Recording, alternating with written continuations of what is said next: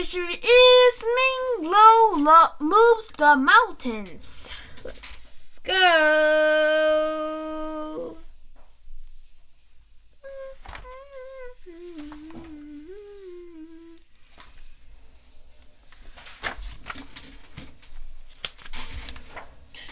Ming Lo and his wife lived in a house at the bottom of a large mountain.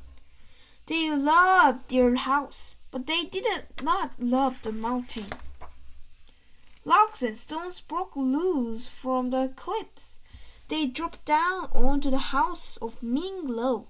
The roof was full of holes. Clouds formed on the top of the mountain. Heavy rain fell from the clouds onto this roof that was full of holes.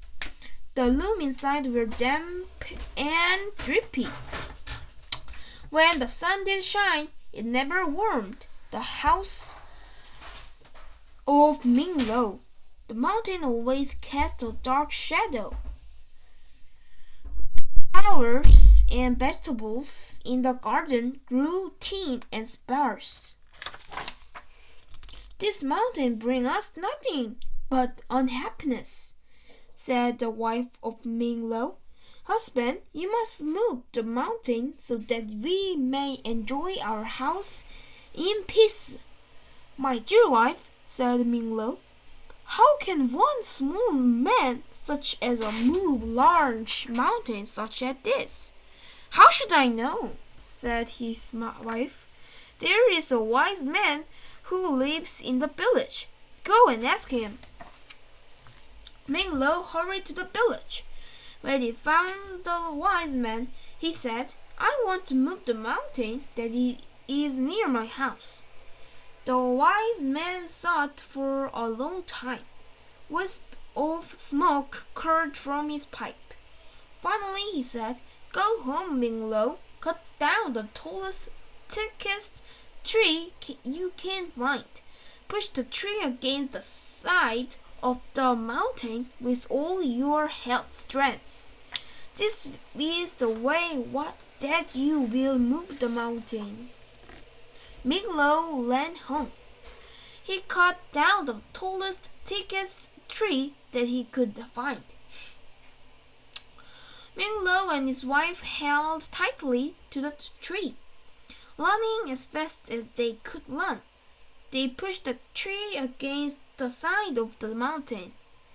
The tree split in half.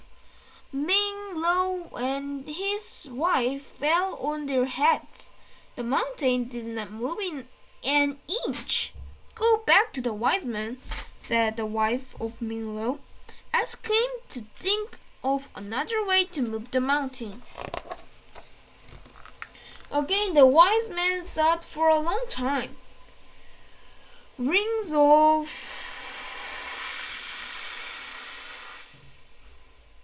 smoke blew from his pipe. Finally he said, "Go home, Ming Lo. Take the pot and pans from your kitchen. Hold a spoon in each one of your hands. With these spoons, hit the pots and pans as hard as you can. Raise your voice in loud shouts and cries. The mountain will be frightened by the noise. This is the way that you will move the mountain."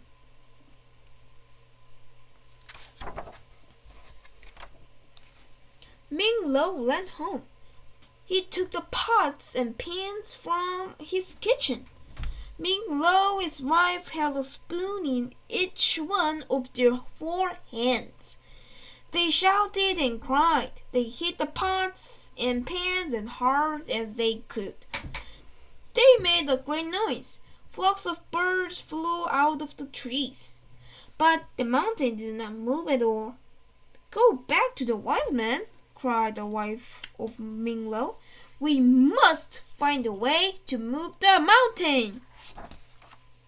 Ming Lo watched as the wise man thought for a very long time. Clouds of smoke billowed from his pipe. Finally he said, "Go home, Ming Lo. Bake many cakes and loaves loaves of bread. Bring these to the spirit who lives at the top of the mountain. The spirit is always hungry. He will be happy to receive your gifts. He will grant you our every wish. This is the way that you will move the mountain. Ming Lo ran home with his wife. He baked platters of cakes and baskets of bread. Together they began the steep climb to the top of the mountain where the spirit lived. They felt a strong wind as they struggled up the high cliffs. It whistled and howled. Soon the air was filled with flying cakes and loaves of bread. There was nothing left for the spirit, and the mountain did not move. Without waiting for his wife to say a word, Ming Lo went quickly back to the wise man. "Help me to move the mountain so that I may enjoy my house in peace," cried Ming Lo.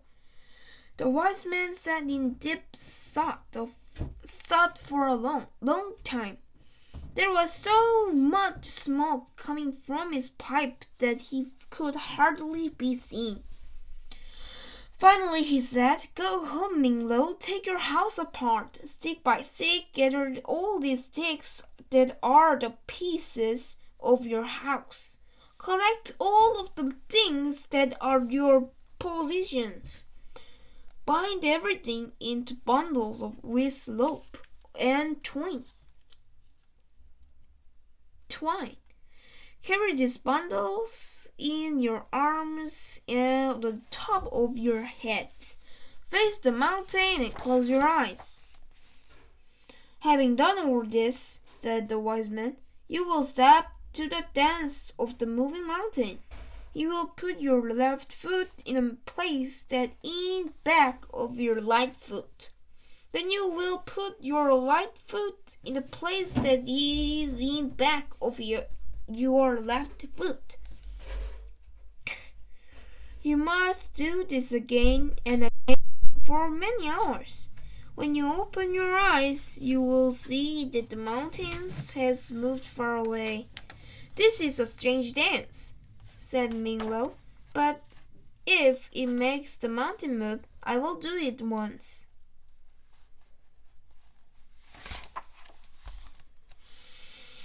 Ming Lo ran home. He took his house apart. Stick by stick, he gathered all of the sticks and collected all of the things that were his possessions. Ming Lo and his wife bound everything into bundles with rope and twine. They carried the bundles in their arms and on the top of their heads. Then Ming Lo showed his wife how to do the dance of the moving mountains. They faced the mountain and closed their eyes. Carefully they began to move their feet to the steps of the dance. They each put their left foot in a place that was behind their right foot. Then they each put their right foot in a place that was behind their left foot. The neighbors saw Ming Lo and his wife walking backward across the field with all of the possessions. It was an odd sight, and they watched in wonder. After many hours had passed, Ming Lo and his wife opened their eyes. "Look," cried Ming Lo, "our dance has done its work." The mountain he moved far away. Stick by stick, they rebuilt their house.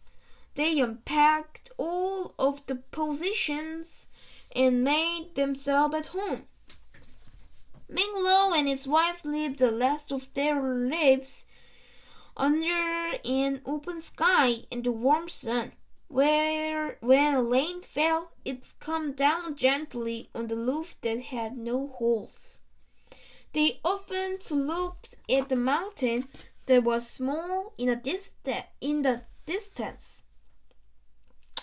There was happiness in their hearts, for they both knew that they had made the mountain move. Thank you for the watching. Bye bye.